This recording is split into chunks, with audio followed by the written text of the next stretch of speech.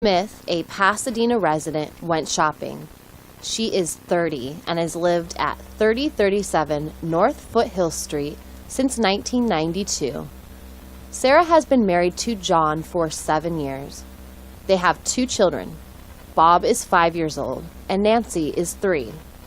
Sarah owns a 1995 four-door blue Toyota. At 9 a.m., Sarah got into her car and drove to Bargett, a department store a mile away. Bargett was having a holiday sale.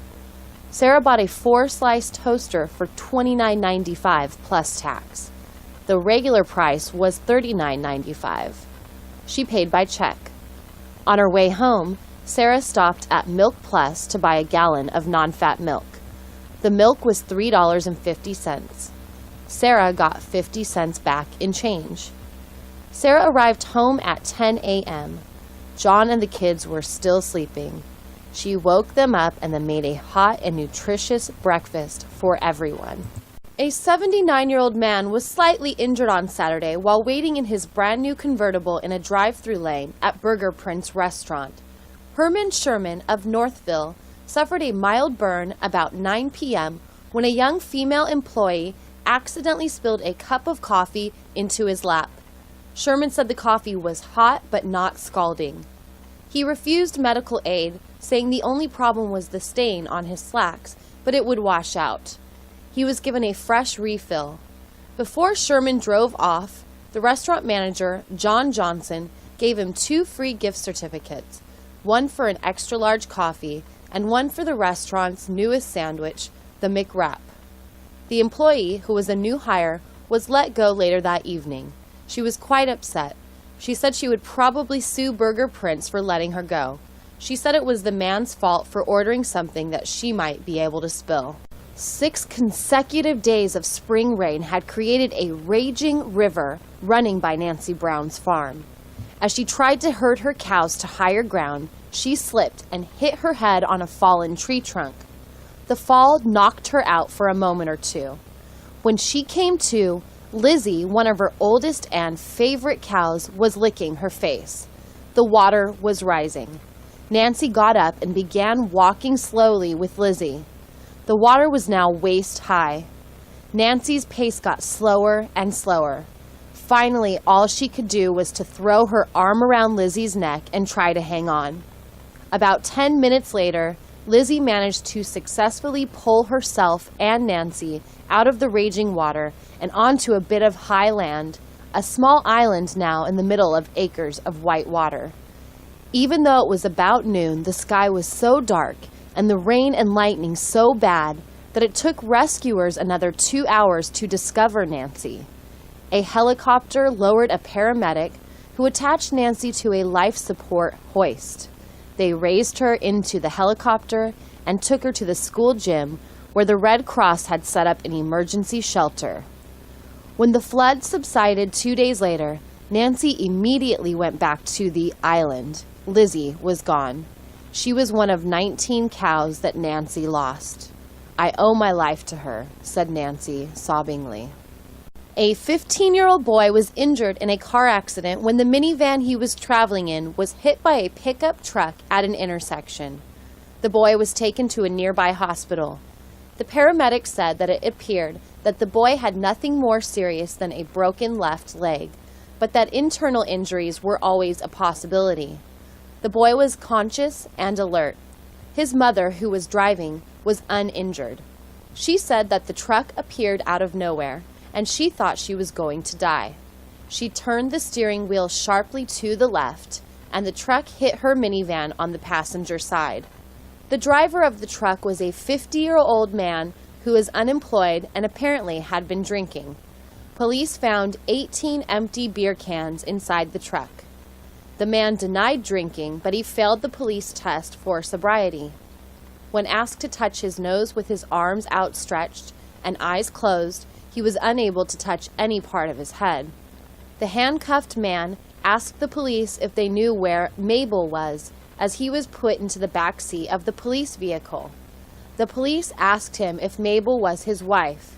He said, "She's my dog, my dog. Where's my baby?" A dog with a collar but no identification was found minutes later, half a block away. The man was taken to the city jail and booked on suspicion of driving while intoxicated and on causing an accident.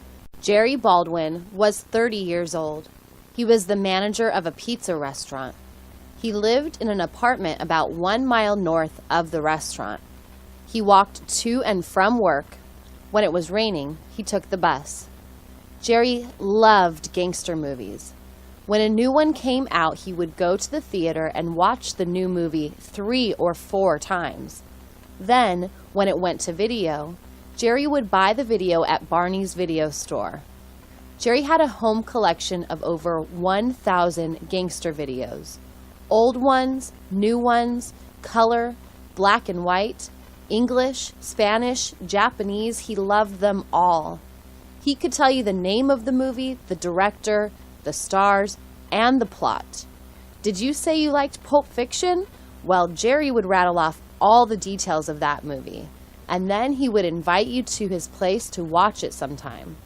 He was a nice guy.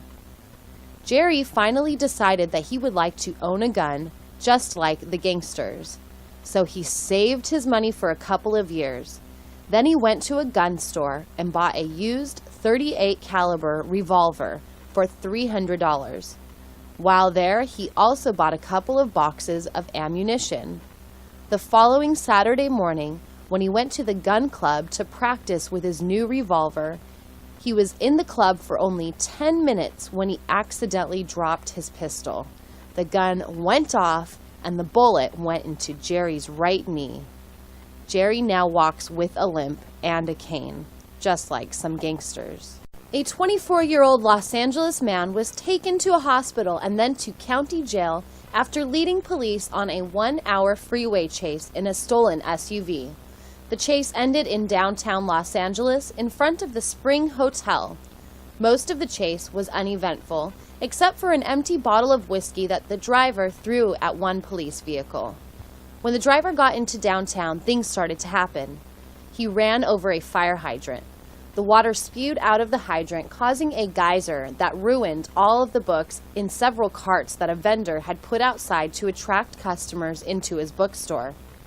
The driver hurriedly turned west on Grand Avenue and managed to bang into 3 parked cars on one side of that street and 2 cars on the other side.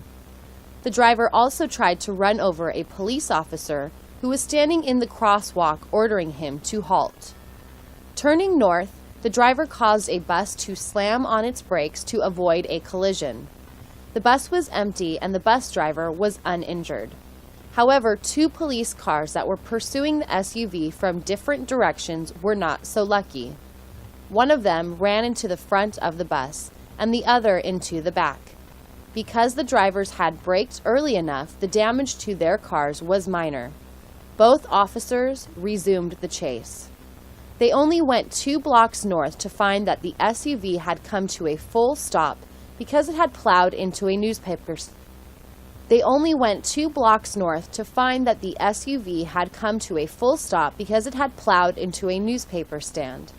The driver, who was not wearing a seatbelt, was slumped behind the steering wheel.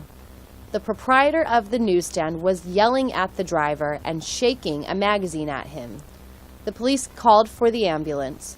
They charged the driver with failure to yield to a police officer and driving under the influence. Sam, an unemployed piano tuner, said it was only the second thing he had ever won in his life. The first thing was an Afghan blanket at a church raffle when he was 25 years old. But this was much bigger. It was $120,000. He had won the Big Cube, a state lottery game. To win, a contestant must first guess which number a spinning cube will stop on. The cube has 6 numbers on it: 1x, 10x, 50x, 100x, 500x, and 1000x. If he is correct, the contestant must then guess which of 2 selected variables is going to be greater. So, just guessing which number appears on the cube does not guarantee that you will win any money. Sam correctly guessed 1000x. but he still had to choose between two variables. One variable was the number of cars that would run the stop sign at Hill Street and Lake Avenue in 6 hours. The other variable was the number of times that a teenage boy would change TV channels in a 3-hour period. This was a tough decision. Finally, Sam flipped a coin. It came up heads, so Sam picked the teenager. He picked right. The stop sign was run only 76 times, but the teen clicked 120 times. 60-year-old Sam jumped for joy, for he had just won 1,000 times 120, or $120,000. Sam dreamily left the lottery studio, talking excitedly on his cell phone while crossing the street. He got hit by a little sports car. Sam is slowly getting better. He was in the hospital for a month. His hospital bill was $110,000, and the insurance company for the little sports car's owner sued Sam for $9,000 worth of repairs. Also, Sam still has to pay federal taxes on his winnings. Sam doesn't play the state lottery anymore. He says it's better to be unlucky. Inmates released 2 correctional officers they had held for a week in the tower at the state prison complex. The inmates captured the officers a week ago after the 2 officers tried to quell a food fight in the main dining room. The food fight erupted when the prisoners discovered that their candy ration had been cut in half. The candy is a popular bartering item. Inmates trade it for cigarettes, cigars, magazines, stationery, legal dictionaries, and other items. Prison officials said it was necessary to cut back on this luxury item in order to provide basic items like soap and razors and toilet paper. The prisoners went berserk over the reduction. They threw food, plates, and silverware at the doors, windows, and guards. Then they grabbed 2 guards and hauled them up to the tower.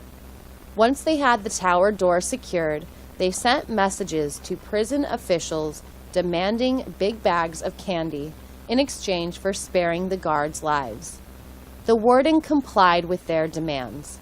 After a week of negotiations, the prisoners approved a deal which restored their candy ration, but in return the administration said they would have to reduce daily soap allotments by 75%. 2 mayors made a bet on the outcome of the Vegetable Bowl, the annual football game between their high school teams. If Arvada's team lost, the mayor of Arvada would send the mayor of Boulder 10 pounds of sliced potatoes ready for frying. If Boulder's team lost, the mayor would send 10 pounds of sliced tomatoes ready for sandwiches or salads. Unfortunately, before the game started, the mayor of Boulder overheard the Arvada mayor tell someone, "They grow the worst tomatoes. If they lose and send us their tomatoes, I'm going to give them all to my pig." The mayor of Boulder was upset to hear this because he thought Boulder's tomatoes were the best in the state, so he gave the matter some thought. The following week, the big game was played. Boulder lost its star quarterback in the first half when he tripped over a cheerleader and sprained his big toe. The quarterback glumly watched the rest of the game from the bench. His team ended up losing 38-12. The 2 mayors shook hands after the game, and the Arvada mayor said, "I'm really looking forward to those tomatoes." As the Boulder team left the stadium, some unhappy fans threw ripe tomatoes at them. A week later, the mayor of Arvada received a package of beautifully sliced tomatoes. He took them straight to his pig, which gobbled them right up. That night, the mayor of Boulder asked his wife if Arvada's mayor had called. "No," she said. "Why?" "Because I mixed a pint of hot sauce into the tomatoes and I wanted to know how his pig's doing." Goats are being hired to do the work of men in a neighborhood just outside of San Diego. The fires that occurred in Hillsborough 4 years ago destroyed 30 homes, most of which have been rebuilt. While contractors were rebuilding the homes, nature was regrowing the grasses, bushes, and shrubs. The area is now so overgrown in brush that it again poses a major fire hazard. The city council asked for bids to remove the brush. The lowest bid they received was $50,000. And that was if the city provided breakfast and lunch for the work crews for the 6 weeks it would take to clear the overgrown area. The city countered offering unlimited coffee, black only, and a donut a day for each crew member. When that offer was rejected, the city asked for help on its website. A sheep herder in Montana and a goat herder in San Bernardino read about the city's plight while surfing the web on their laptops. They both offered to do the job for $25,000. The council chose the goat herder because he lived closer. When told that the city dump was overflowing, the goat herder said, "No problem. My goats will eat everything in your dump, except for the automobile engines, of course." So, for another $5,000, the city killed 2 birds with 1 stone. If all goes well, they will invite the goat herder and his family back every 3 years. The goat herder said he will probably visit San Diego while his goats are in the dump. "I want to take one of those hang glider rides. I just hope we don't crash. My goats would miss me a lot," he said. The owner of a missing cat is asking for help. "My baby has been missing for over a month now, and I want him back so badly," said Mrs. Brown, a 56-year-old woman. Mrs. Brown lives by herself in a trailer park near Clovis. She said that Clyde, her 7-year-old cat, didn't come home for dinner more than a month ago. The next morning, he didn't appear for breakfast either. After Clyde missed an extra special lunch, she called the police. When the policeman asked her to describe Clyde, she told him that Clyde had beautiful green eyes, had all his teeth but was missing half of his left ear, and was 7 years old and completely white. She then told the officer that Clyde was about a foot high. A bell went off. "Is Clyde your child or your pet?" the officer suspiciously asked. "Well, he's my cat, of course," Mrs. Brown replied. "Lady, you're supposed to report missing persons, not missing cats," said the irritated policeman. "Well, who can I report this to?" she asked. "You can't. You have to ask around your neighborhood or put up flyers," replied the officer. Mrs. Brown figured that a billboard would work a lot better than an 8x11 piece of paper on a telephone pole. There was an empty billboard at the end of her street just off the interstate highway. The billboard had a phone number on it. She called that number, and they told her they could blow up a picture of Clyde from Mrs. Brown's family album and put it on the billboard for all to see. "But how can people see it when they whiz by on the interstate?" she asked.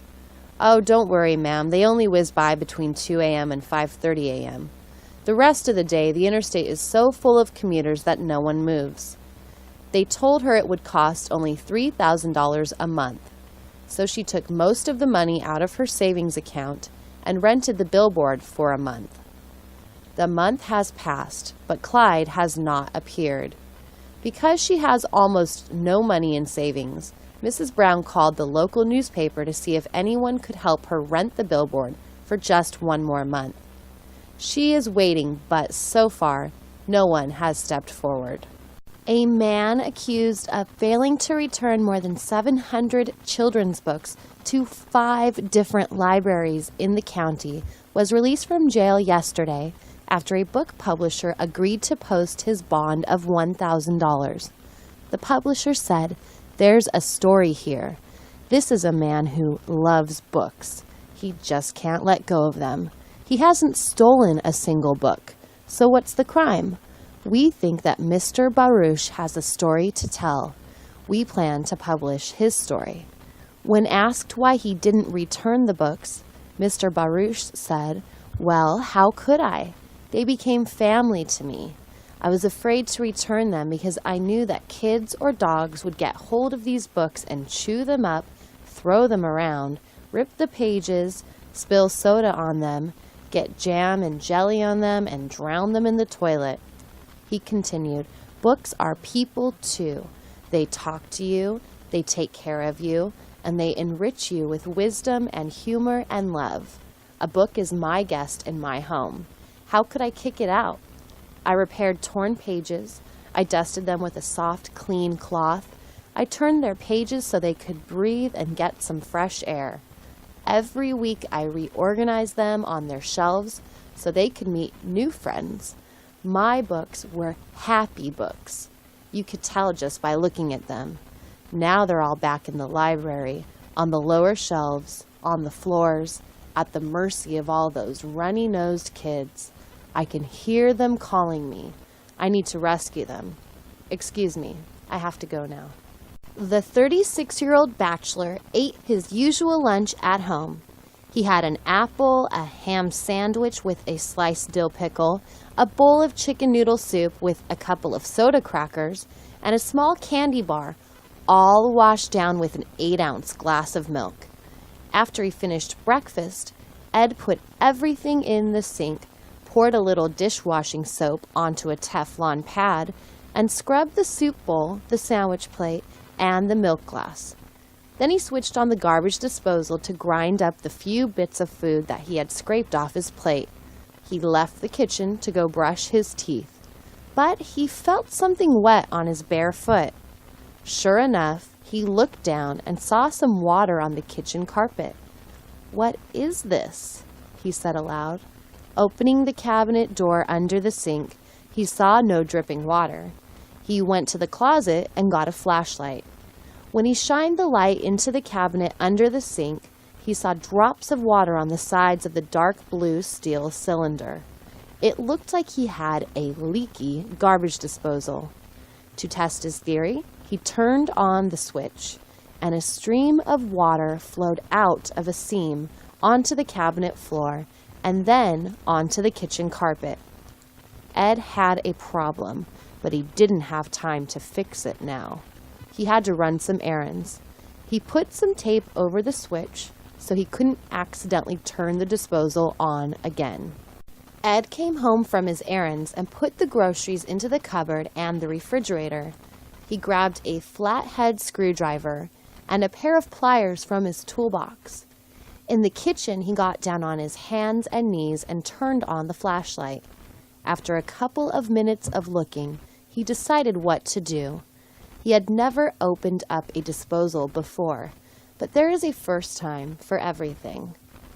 The cylindrical disposal was about 7 inches in diameter and had a horizontal seam dividing the top half from the bottom half.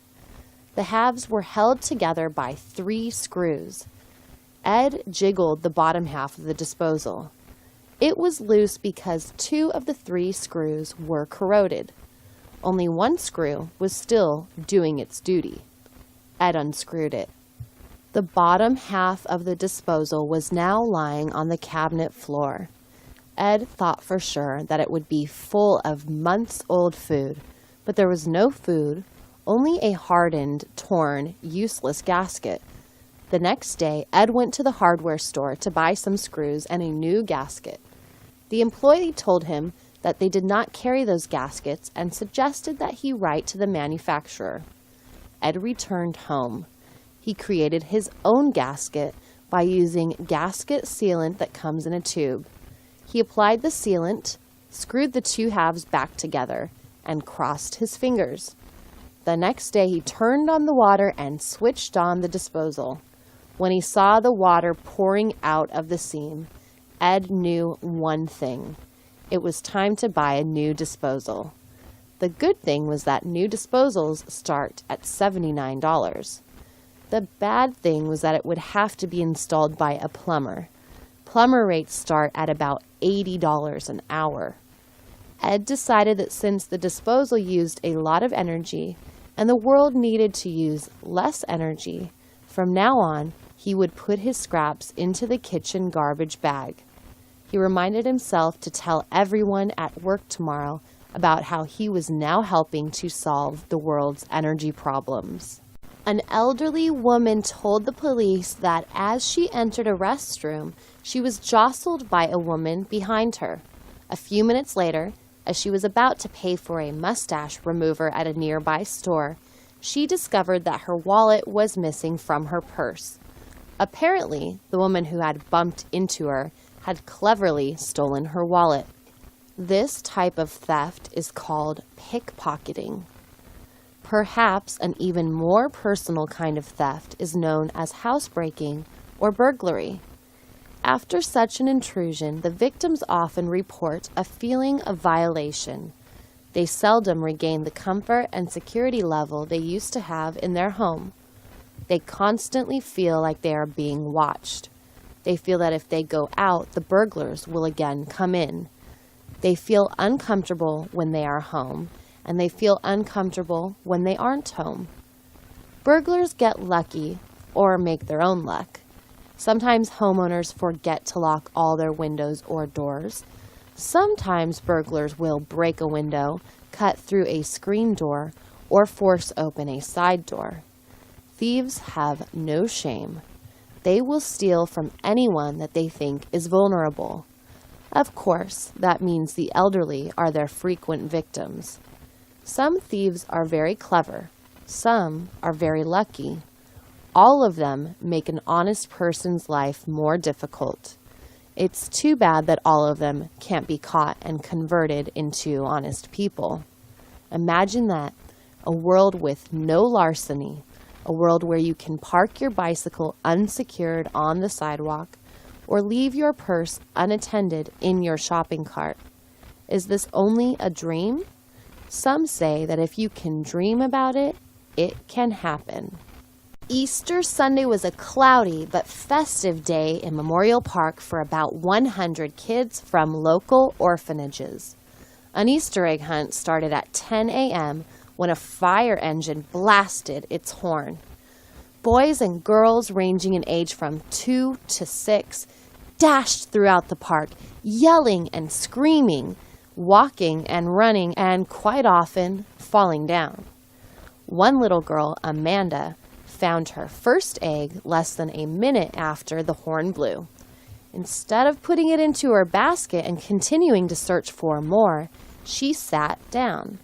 Then she spent the next 10 minutes examining it, unwrapping it, and eating it piece by piece. When she finished, she put the wrapper into her basket, wiped her hands on her white dress, and went to hunt for another egg. Meanwhile, Jeff, one of the older boys, filled his basket to overflowing. He asked one of the firemen to hold it for him, and then took off running for more candy eggs. As soon as he found some, he put them into the basket of the child closest to him. Two little toddlers both saw a candy egg at the same time, and they both bent over to pick it up. They banged heads, and both of them sat down, bawling.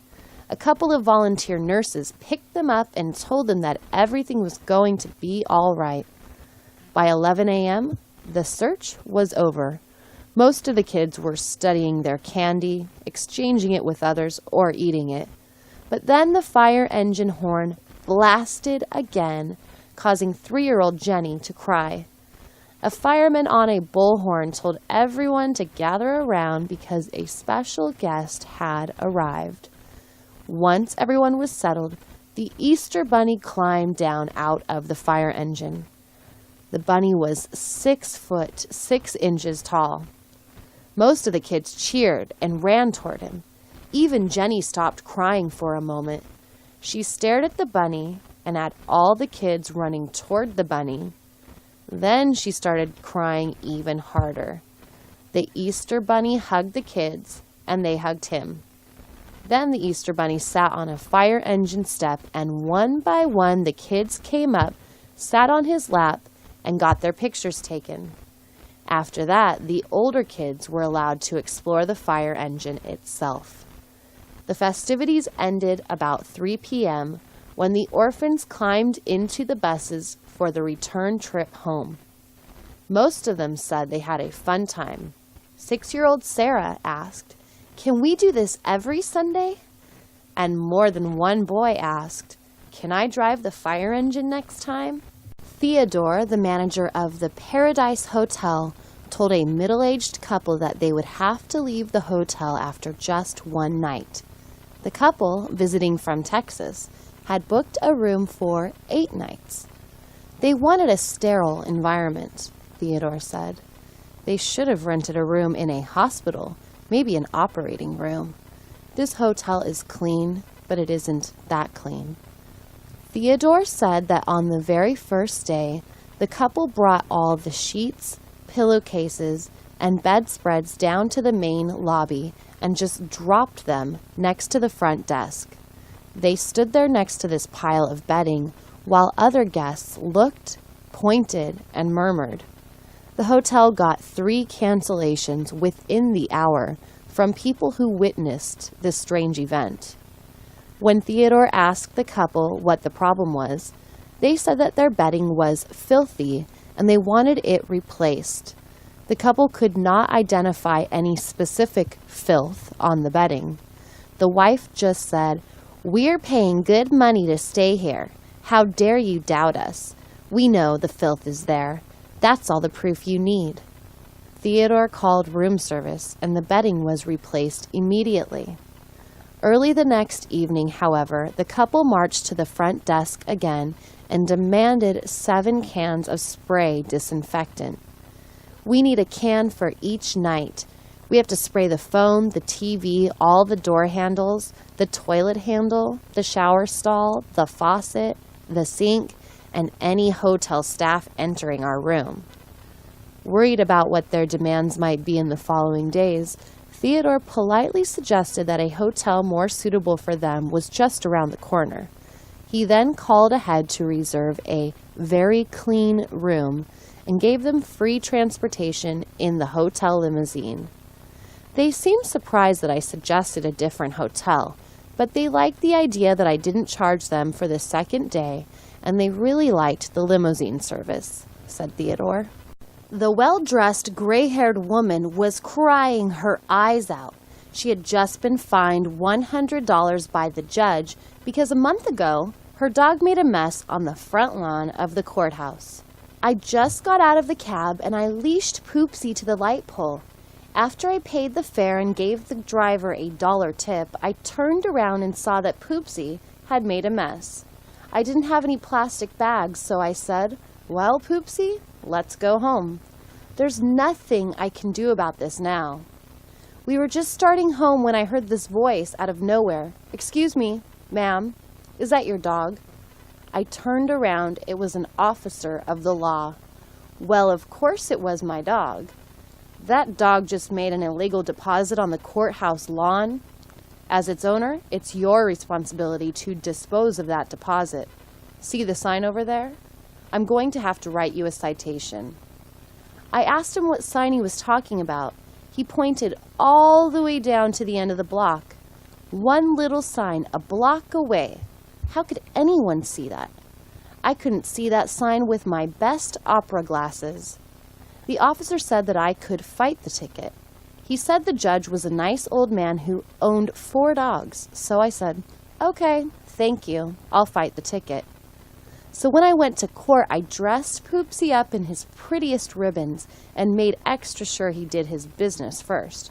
We were both so excited. I just knew the judge and Poopsie would hit it off.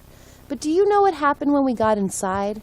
They had a different judge, a judge who was allergic to dogs, and he immediately started sniffling, coughing, sneezing, and looking around. And then he yelled at me to get the dog out of the courtroom.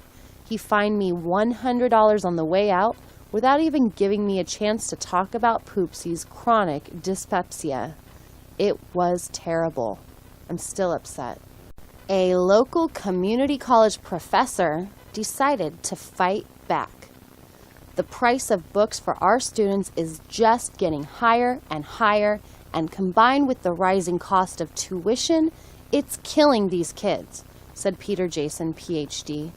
Remember, students are one of the poorest groups of people in America. Almost half of them have at least one part-time job. In fact, one of my students has 3 jobs. She is a part-time sales clerk at a clothing store 3 days a week, then works 3 evenings a week as a pizza cook, and on weekends she does manicures at a beauty salon. and she still manages to have a high GPA and go to school full-time. Textbook prices are traditionally high. Adding to that problem, many college instructors change textbooks year after year. They either upgrade to a new edition or switch to an entirely different textbook. This further hurts students because if an instructor no longer uses a particular textbook, that book has no resale value. Dr. Jason decided to make life a little easier and a lot cheaper for his students by writing his own book on public speaking. Many books have an increased price because of bells and whistles, CD-ROMs, lots of color photographs, and lots of graphics. I talk to my students, and many of them, like me, prefer to keep things simple. So, during a sabbatical a few years ago, I wrote my own textbook. I made sure that it wasn't long-winded. I called it Successful Public Speaking: How to Be Brief, Concise, and to the Point. Compared to most other public speaking primers, mine is half the number of pages and 1/3 the price. That is $30 instead of $90. Plus, it is published in a 3-ring binder format. So, when I wrote a second edition last year, students only had to buy the 35 new pages and delete 35 of the original pages. For only $7, they had upgraded to the new edition. I've had great feedback from my students about this loose leaf concept. Maybe the word will get out and more writers and publishers will try it. A man and a woman died in an apparent murder-suicide last night in Altadena. The man was 74-year-old Dominic Vittorio. The woman was his 70-year-old wife, Victoria. The couple had been married for 50 years. In fact, their 50th anniversary occurred just a month ago, according to their next-door neighbor, Mrs. Allen. The couple was childless and had no close friends. Mr. Vittorio was a retired carpenter who had emphysema and was blind in one eye because of a cataract. His wife was a diabetic who had already had one foot amputated because of complications from the disease. Her eyesight was almost completely gone. They were such a nice couple, said Mrs. Allen. I've lived next to them for the last 20 years or so. I'm widowed, and Dom always used to help me with things like changing light bulbs and fixing appliances. They had no kids, but they were always friendly to the neighborhood kids. Every Halloween, they handed out tons of candy and fresh fruit. But about 8 years ago, Vicky came down with diabetes, and things just haven't been the same for her or Dom. They used to be so friendly and full of life, and then they just seemed to get quieter and quieter. She used to come over to my place once or twice a week, and we would talk about all kinds of things and have the nicest time. But that happened less and less as she got sicker. So I would go over to her house about once a week and we would talk. But the conversation steadily got shorter, and she seemed to lose interest in listening and in talking. She didn't say it, but you could tell she was in a lot of pain. Mrs. Allen said she hadn't even talked to either of the Vittorios in almost a year. They never came out. Even food was delivered to them by a local agency. She said she heard 2 gunshots last night. It scared me half to death. She immediately called the police. Such a sad ending for such a nice couple, she said. Together in sickness, but alone in the world. The city of Armada opened its arms to a new business on Huntington Drive at First Street. The store, called Turtle Dove, is a pet shop specializing in 2 kinds of animals. The owners are 2 brothers, Bill and Bob Pidkin. They moved here from the Northern California town of Santa Rosa, where they owned an ant farm store called Antimal House. That store was such a success, after 5 years they sold it for a big profit. They took it easy for a couple of years, traveling throughout the states. We visited almost every zoo in the country, partly because we love animals and partly because we were looking for inspiration for our next business, said Bill. They finally decided on turtles and doves. They're easy to feed and care for, and both animals live a long time," said Bob. "The store will be open from 9 a.m. to 9 p.m., Wednesdays through Saturdays. We think those are hours that our customers will find very convenient. Plus, the 3 days off gives us a chance to go into the woods and find more critters. We never buy our animals. We always try to collect them from the wild. That way we can pass on huge savings to our customers. And, of course, by removing these animals from their natural habitat, we protect them from being devoured by their natural enemies. So, our customers are happy, our animals are happy, and we're happy. It's a win-win for all of us." The mayor of Sacramento, J.K. Choi, 35, was charged with hit-and-run driving last night by the town sheriff. A freshly killed calf was discovered lying in the middle of Arlington Drive at about 10 p.m. A witness, 20-year-old Emily Parker, said she saw the car hit the calf and keep going. She didn't see the driver, but she did recognize the hood ornament on the car, a pair of bull horns. "Oh, yes," Emily said. "I know that's the mayor's car. It's the only car in town with bull horns on the hood." Asked how she could see the bull horns at night, she replied, "Oh, didn't you know? A couple of months ago the mayor had... Oh, didn't you know? A couple of months ago the mayor got his horns neonized, so they have this soft purple glow at night. They're really cool looking." The sheriff drove over to the mayor's house, which is about 5 miles from City Hall, and found the mayor washing his 1972 Cadillac. He asked why the mayor was washing his car so late at night.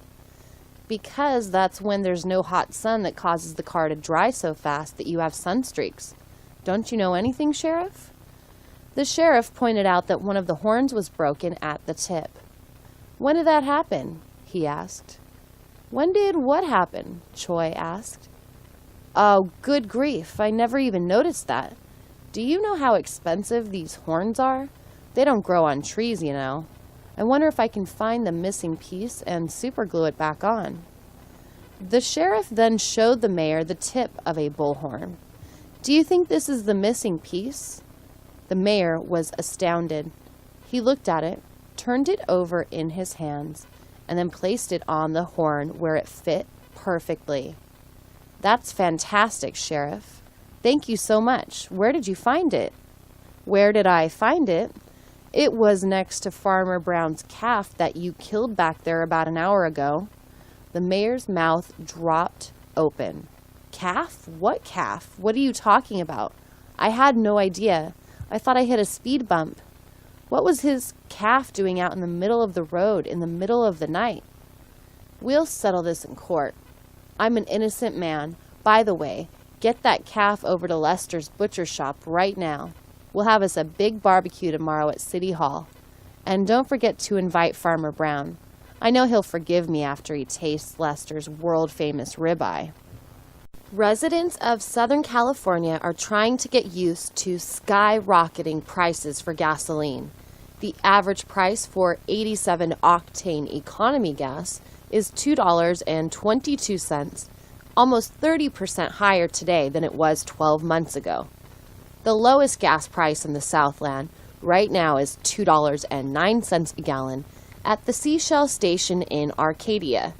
The station manager, Everett, said the reason his gas is cheaper than elsewhere is that he bought a lot of gas 2 years ago at reduced prices, so he is passing his savings on to his customers. The lines at the Seashell station often run 10 to 20 vehicles long.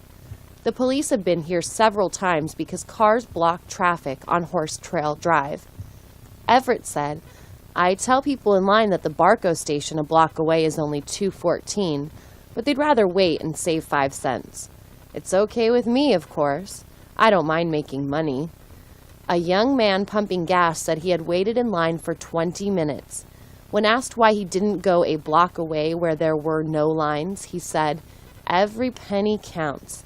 When I bought this 99 Bummer, gas was only $1 a gallon, which was pretty cheap.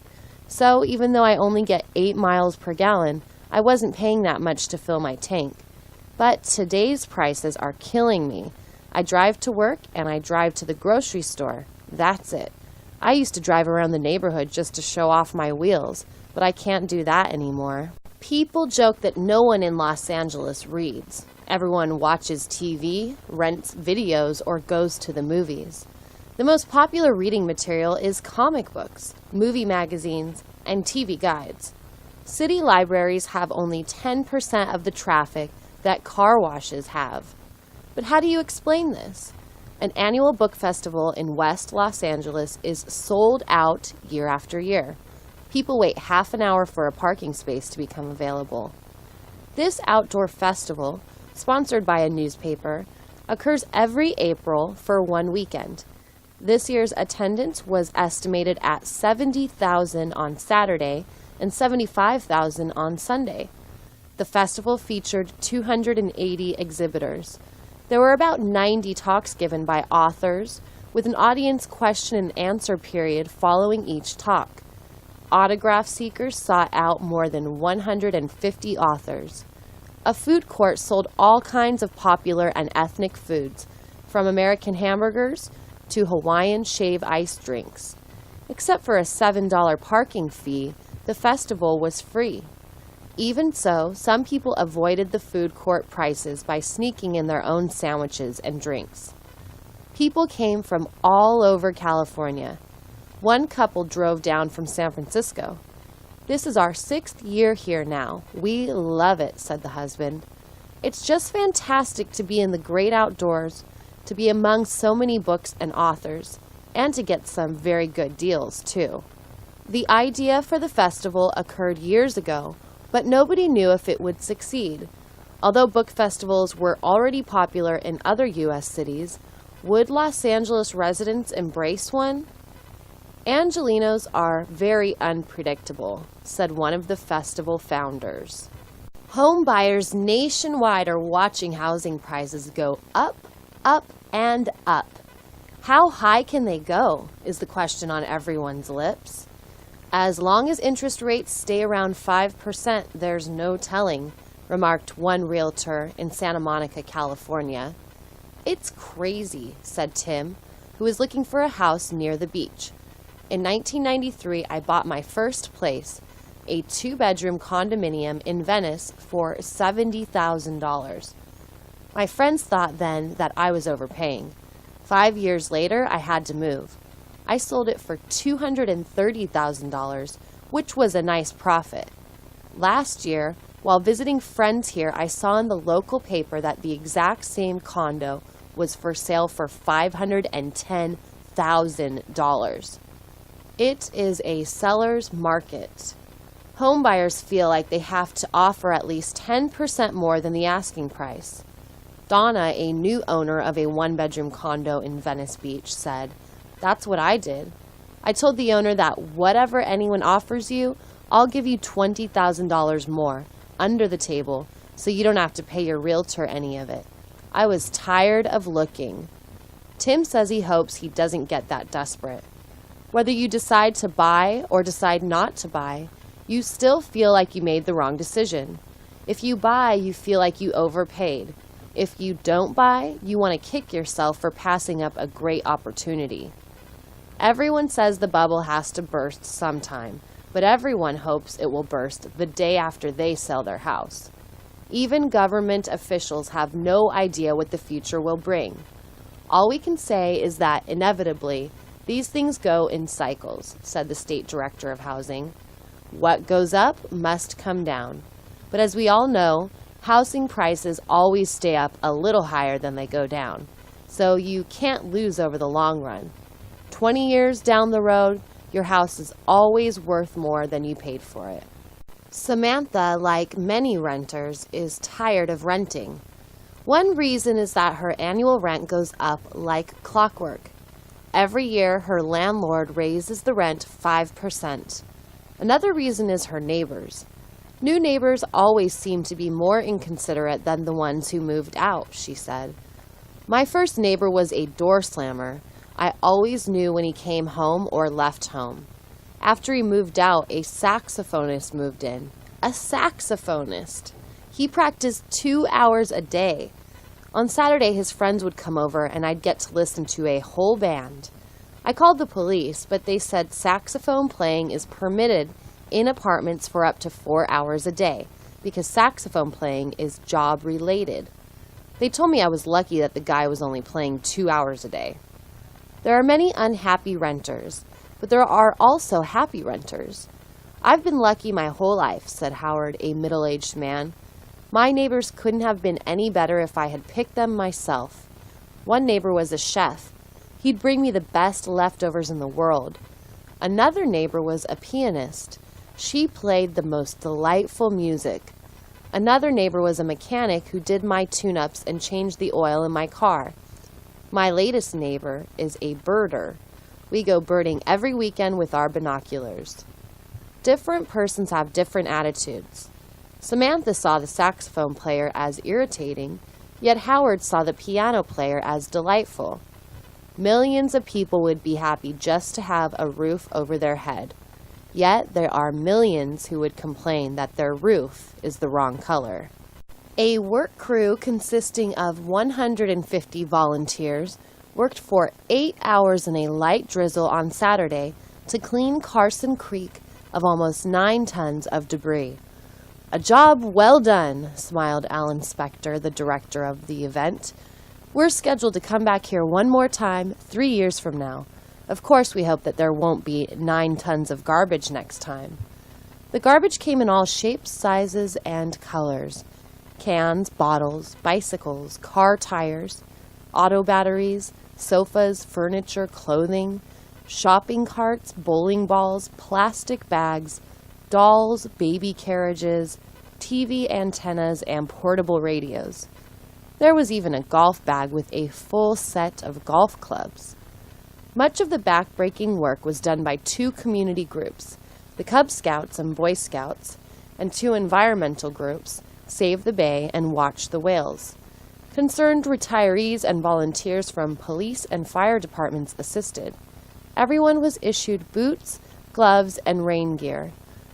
The work occurred along a 2-mile stretch of stream bed. The debris was hauled roadside where trucks lined up to take the trash to the landfill. More than 500 big yellow trash trucks were filled. No one found anything of great value, although a 5-year-old boy found an earring that he thought might be worth $1 million because it was so shiny. He said he would sell it. Then he would donate half of the proceeds to Watch the Whales and use the other half to buy a triple scoop ice cream cone every day for the rest of his life. A company in Phoenix, Arizona says that it can now clone your cat. Actually, said Felix Lee, president of Twice is Nice Incorporated, you don't even have to wait until your beloved cat dies. We already have clients whose clone lives with its donor. The price is steep. A clone of your cat will cost $50,000. First, your veterinarian must do a biopsy of your cat. This is sent to Twin Incorporated, where it is cultured to grow fresh new cells. These new cells are stored in liquid nitrogen until you notify Twin Incorporated that you are ready for the clone. At this time, you pay half the amount, $25,000. A cultured cell is implanted into a female cat that is in estrus, and if it all goes well, a kitten is born about 60 days later. The new kitten is weaned in about 8 weeks. Twin Incorporated delivers the kitten to you after it receives the remaining $25,000. We are a growing company, said Lee. Our facility can handle about a dozen births a year now, but our goal is to produce about 50 kittens and 50 puppies a year. The company is currently experimenting with stray dogs. Some canine clones seem to be perfect, but some have been bizarre. Nevertheless, Lee believes that they will be successful cloning dogs in about a year. The oceanside community of Lozano Beach is debating whether to allow homeowners to rent out their homes on a weekly basis during the summer. Such rentals produce high incomes for the owners and the city, which gets part of this income through a 15% surcharge to the owner. This can be a boon to our coffers, said Rick Brown, city manager. In the summer, homeowners can bring in $2,000 a week or more. However, these rentals can also be a can of worms. The city stopped allowing weekly rentals 10 years ago because of the problems they were generating. 2, 3, or even 4 families would pile into a 2 or 3 bedroom house. Then they would park their cars on the lawn and produce huge amounts of trash. Sometimes they would toss this trash on the streets and sidewalks. Noise would be another problem. Some people would party late and loud every night. This abuse created a lot of friction with neighbors and resulted in extra work for city maintenance crews and for police, who had to respond almost hourly to residents' complaints about noise, music, trash, and parking problems. But now the city's budget problems are making it reconsider its ban. City officials will hold a community meeting next week to listen to the pros and cons. One official has already suggested a proposal. He thinks that a fine might work. If the city has to respond to complaints, the homeowner will be charged $200 per response. Such a fine might cause the homeowner to be careful to rent only to people that he is sure will be considerate of the neighbors. The city would still get 15% of the rental fee, even if the homeowner's rent were totally offset by fines. The city would post inconsiderate renters' names on the city website so that other homeowners would know about them. Some officials think the ban should be continued because these visitors to the community have already proven that they have no consideration for others. Their money isn't worth the headaches they cause. The mountain town of Canton is at an elevation of 6,000 feet. It is surrounded by thick underbrush and pine trees. Because of 6 years of drought, these plants are a major fire hazard. Thousands of trees and tons of underbrush are going to be removed over the next 5 years at a minimum cost of $3 million. The brush will be removed first, then the trees will be toppled and removed. A cleared, non-flammable area will then safely surround the town of 4,000. Residents look forward to the work because it will help their town survive a future inferno. But there are 2 problems, said one resident. All the extra trucks are going to make traffic pretty bad. Once the area is cleared, we have to make sure dirt bikers don't try to make the cleared area their personal playground. A recent fire burned 4,000 acres and destroyed 11 homes in nearby Hamilton. The fire was raging toward Canton, but a sudden rainstorm put it out. Residents know that they won't get lucky twice, so they are looking forward to this massive clearing operation. 90% of the cutting and clearing will be paid with federal funds. Unfortunately, if the trees are on private property, they must be paid for by the residents themselves. Prices can range as high as $1,000 to cut and remove one tree. Officials say that residents can apply for state and federal loans if necessary. Well, what good does that do me? Asked Thelma, a 65-year-old widow. I'm living on Social Security. I've got 4 trees on my property. The government's not going to loan me money when they know there's no way I can pay it back. So, what am I supposed to do? These planners, with all their big ideas, ought to think of the little people. A man convicted of writing bad checks to casinos has written a book that he predicts will become a national bestseller. Entitled A Casino is Born Every Minute, the 250-page book details James Duncan's successful and unsuccessful attempts to beat casinos. Duncan is serving a 5-year sentence for grand larceny in the Las Vegas City Jail. He wrote 18 bogus checks, ranging in value from $3,000 to $10,000 at 17 different casinos. My only mistake was cashing that last check at the same casino I had cashed the first check at, said Duncan. They were waiting for me. Duncan only has a few months left before he is released from the jail. During his incarceration, he used the library facilities and computers to write his book. He completed the book 2 months ago and is now shopping it around to various publishers. Books about gambling and casinos are very popular. People like to read about gangsters, beautiful women, flashy cars, posh hotels, and the exciting possibilities of winning it all and losing it all.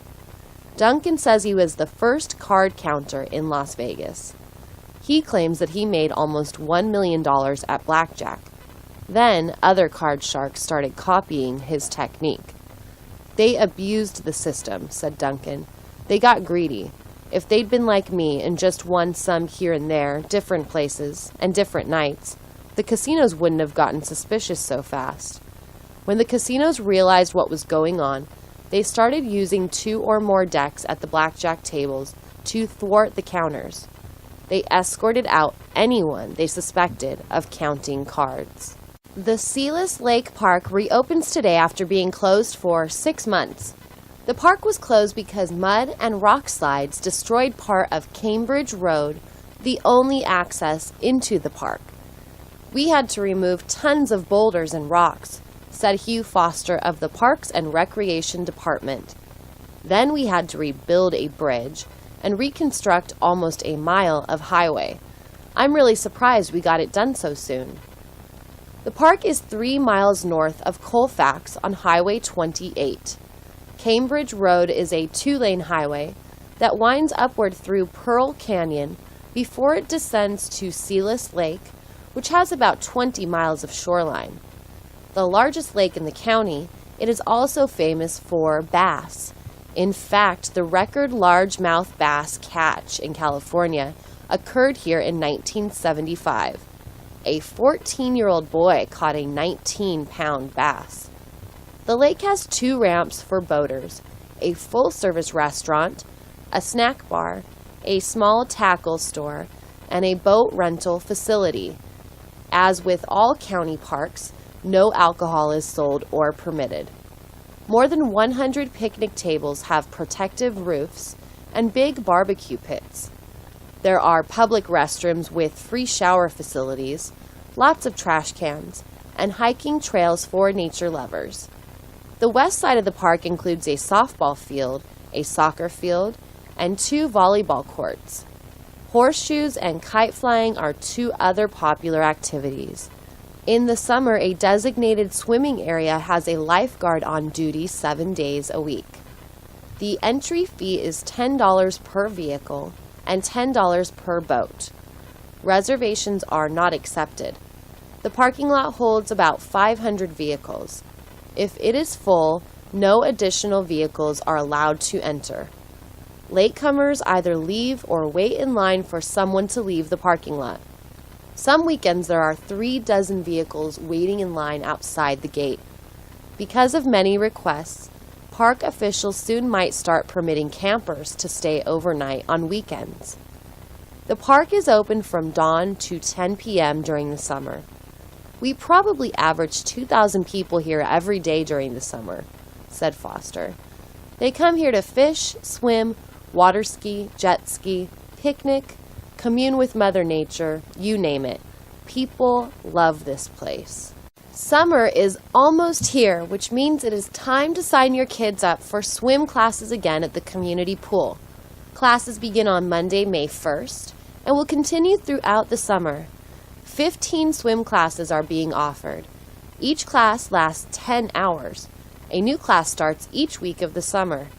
Each class costs $20. The pool is big enough for 6 students per class. Classes will increase in difficulty each week. The first week is for children up to 6 years old. The last week is for advanced swimmers who want to improve their race and endurance skills. Students can sign up for as many classes as they like, but they must pass the skills level test. For example, students who sign up for level 4, stroke readiness, must show their certificate for completing level 3 or must demonstrate the front crawl and backstroke. Children cannot sign up for a level they are not ready for. Children who have never attended community pool classes must show up April 29th or 30th for a swim skills evaluation. Instructors will rate the students and assign them to a particular skill level. Swim classes are fun for all. Children learn new skills and make new friends. Parents get to meet other parents in the community. Swimming, like bicycling, is a healthy and valuable skill that once learned is never forgotten. It's a joy to teach young children, said Ginger, the lead instructor for swimming programs. More than half of them are terrified when we put them into the water the first time. 2 months later, they're begging their parents to go to the pool every day. All seniors 55 and older are invited to a special meeting next Tuesday in the Senior Center. The meeting will begin with cookies and lemonade. The speaker will be James Carter, the director of a nonprofit organization dedicated to making the golden years fun and interesting. We have too many seniors who act old because they think they're old, said Carter. Our goal is to help seniors realize that they're as young and active as they want to be. Getting older does not mean sitting around waiting to die. It means getting out and doing all the things you never had time to do while you were working and raising a family. Carter will identify the services and activities that are available to seniors locally and statewide. Included are legal aid, tax advice, discounts for bus and taxi travel in the city, and free blood pressure testing on the first Monday of each month. Testing for diabetes and for cataracts is offered 4 times a year for a nominal fee. The city also provides inexpensive dinners called Meals on Wheels. Volunteers deliver these meals to seniors who are homebound because of illness or injury. An internet class begins this month for seniors who want to visit the World Wide Web. Many seniors still use typewriters, said Carter. They see no need for a computer, but after they take this course, some of them may decide to buy their own laptops. New activities at the Senior Center include bingo on Friday and Saturday nights, with a grand prize of $50 each night. The center is also offering strength training classes. As you get older, said Carter, you need to keep both your mind and your body active. An active mind helps prevent Alzheimer's, and an active body helps prevent osteoporosis. The Federal Department of Housing and Urban Development has awarded $5 million to 3 different local nonprofit organizations. The money will be distributed over a 4-year period and is aimed at helping approximately 1,000 homeless people in the county of Arvada. One agency, with headquarters in Woodbridge, is slated to receive $1.5 million. The agency director says that they will focus their resources on educating the homeless. We will probably build another school home with this money, he said. A school home is exactly what it sounds like. It is a school and a home. We have already built 4 school homes throughout the county. We get the homeless off the street and we educate them so they don't have to return to the street. We teach them how to be auto mechanics, plumbers, landscapers, painters, carpenters, bricklayers, electricians, and air conditioning repairmen. You wouldn't believe the success that we have had. In fact, a couple of weeks ago, our office air conditioning went out. My secretary called a repairman. The repairman was one of our first homeless students. He now owns his own air conditioning business, plus 2 houses, 2 cars, and a boat. He has 12 employees. Holy cow! He's been doing better than I am. He fixed our air conditioning for free. I think I might sign up for the air conditioning class myself. A 20-unit apartment building burned for about an hour before firemen were able to extinguish it. The fire started in the attic at about 10:30 p.m. yesterday evening. The damage was estimated at $1.5 million. A fire department spokesman said the fire might have been set deliberately. The tenant who first saw the blaze banged loudly on the door of every unit in the building. Occupants of 15 units were already in bed or preparing for bed. No one responded in the other 5 units because the tenants were not home. Those tenants who were home escaped with nothing more than the clothes on their backs, their pets, their cell phones, and their laptops. Many tenants went across the street to watch the fire from a safe distance. They were all hoping that their units would be spared. Some of the pets were so disturbed by the noise, crowds, flames, and smoke that their owners could not hold on to them. They clawed their way out of their owner's arms and dashed away. The younger children were similarly frightened. They cried in their parents' arms. 2 fire engines arrived at 10:45 p.m., but the entire roof was ablaze by then. Smoke and flames were visible in most of the units on the top floor. At about 11:35 p.m., the flames were extinguished. Most of the roof had disappeared. The top floor of the 2-story building was about 80% gone. Water was seeping into the ground floor units, ruining most of them. The tenants were crying or speechless. They were happy to be alive, but now they had no home. Where were they going to live? Firemen discovered a charred gasoline can in the attic. This was the second suspicious apartment fire in a month.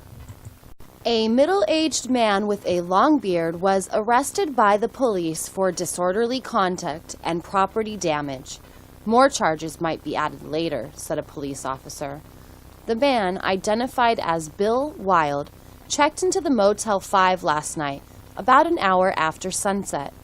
Telling the clerk that he would be staying 4 nights, he paid cash in advance. He then asked her where a grocery store was. She said that the nearest grocery store was John John's, which was only 2 blocks away.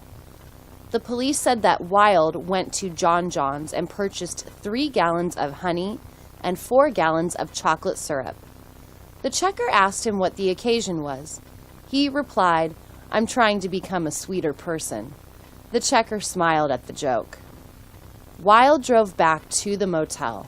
He opened all 7 containers and poured them into the bathtub. He added warm water to the mix. Then he placed his boombox on the bathroom floor next to the tub. He tuned the radio to an opera station. He got undressed, hopped into the tub, and started singing loudly with the music. 15 minutes later, the lodgers in the room next door phoned the clerk. She banged on Wild's door, but he kept singing. She phoned his room, but he didn't answer. Then she called the police, who arrived quickly. "Well, at least he paid in advance," said the clerk. "That money will help pay for the plumber."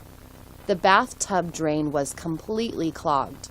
The tub remained full of chocolate and honey. "You just never know about people," said the clerk. "He seemed so nice and friendly. Who'd have thought he was a bathtub singing nut?" The police said this was the 3rd time that Wild had been arrested for this kind of behavior. The local University Blood Center had a blood drive today at the Civic Center Auditorium. Almost 300 people showed up, but about 50 were turned away for various medical reasons. 50 others left because the lines were moving so slowly. The event concluded at 6 p.m., 3 hours after the scheduled close. It was a long day for everyone, administrators, nurses, and donors. But there were plenty of chairs and tables, and many people brought their own books, magazines, or newspapers. The first thing that donors had to do, of course, was fill out the donor registration and screening form. When they finished filling out the form, they waited until a nurse called them to her desk. The average adult body contains 8 to 12 pints of blood. Donors can give 1 pint at a time. It takes your body 2 to 4 weeks to replace this amount. Most donors filled up the pint bag within 5 to 10 minutes. Before leaving, the donors received a sheet of instructions including: do not lift any heavy objects for 12 hours, leave your pressure bandage on for 2 to 3 hours, do not smoke for at least 30 minutes, avoid alcohol for the rest of the day, do not do any strenuous activity for 24 hours. "I wish I could hug and kiss all the volunteers that are here today," said Martha, the blood center donor recruiter. Many donors underestimate the importance of what they're doing. They think it is no big deal, but it is a big deal. Their blood is actually saving lives, helping other people to live. We cannot thank them enough for that, nor can the recipients. The Fernwood Library sponsored Fernwood's 42nd Art Fair this weekend. The 3-day event was held as usual at Memorial Park. Almost 100 artists showed up each day. More than 1,000 locals and visitors strolled through the shady park daily as temperatures remained in the comfortable 70s all weekend. All kinds of art were on display and for sale. Prices range from a couple of dollars to a couple of $1,000. Oscar, a native of Peru, was selling his beautiful paintings of the mountain village of Ayacucho, where he lives most of the year. Every year I come to the United States to sell my paintings at about 5 different art shows. Then I return to my country. That is where I do all my paintings, in our beautiful mountains. Peter is a photographer. He travels throughout the southwest U.S. One of his favorite areas is northeast Arizona. That's where Spider Rock is, he said, pointing to a beautiful color photograph of a towering sandstone spire about 800 feet high. This rock, according to Navajo Indian lore, was the home of Spider Woman, a goddess revered by the tribe. A Navajo woman was selling her own rug weavings at the fair. She was busy creating a rug while visitors watched. When asked how long it took, she replied that her creations usually took months. She said that Navajo tradition was to always weave a slight flaw into an article so as not to offend Spider Woman, because only Spider Woman could create a perfect weave. The exhibit areas were located throughout the park. Artists' creations, including jewelry, ceramics, birdhouses, gourd art, furniture, pottery, handmade musical instruments, music CDs, and sculpture. Almost all the artists had their work displayed beneath shady canopies. This was another successful year for our art fair, said the head librarian. The artists sold enough of their work to encourage them to return next year, and the library raised almost $700 from sales of various items. We'll use this money to purchase a few more tables and chairs. Crime in the city of Clio hit a 30-year low last year. This is absolutely wonderful for our citizens, our businesses, and our visitors, said Police Chief Louis Gates. Clio has a population of 28,000, but it has at least 30 gangs. The gangs make most of their money from dealing drugs and offering protection. They also commit violent crimes, such as murder, battery, and rape. There were 1,486 thefts last year. Most of the thefts involved cars. Thieves also robbed the people at gunpoint or pickpocketed them. They broke into houses and businesses at the alarming rate of 2 a day 2 years ago, but that rate was down to only 1 a day last year. That's a 50% decrease in 1 year, beamed Gates. I think the officers deserve a big pat on the back. Even better, maybe they'll get that 10% raise that they are all hoping for next fiscal year. Citing an example of how the police force has helped reduce crime, Gates talked about bicycle thefts. For years and years, kids were locking up their bikes at bike stands in front of schools, libraries, and malls. About 10% of the time, the kids would come out of the school or wherever and discover that their bike was no longer there. Someone had cut the lock and stolen their bike. We racked our brains trying to find a solution to this problem. Finally, at the beginning of last year, we hit upon it. We simply removed most of the bike stands. Then the bicycle theft rate came down quickly.